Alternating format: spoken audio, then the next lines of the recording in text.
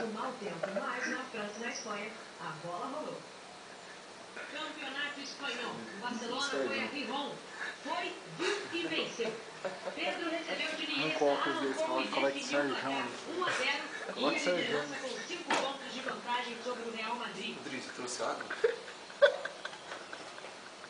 Real que também viajou. Em La Coruña, o time vestiu azul e ganhou do Deportivo por 3-1. Destaque para o francês Benzema com 2 gols. Campeonato francês. Lyon e Paris Saint-Germain. Erdic botou o PSG na frente. Mas a reação do Lyon no segundo tempo foi sensacional. 2 gols em 4 minutos. Gomes e o brasileiro Cris. 2-1 final.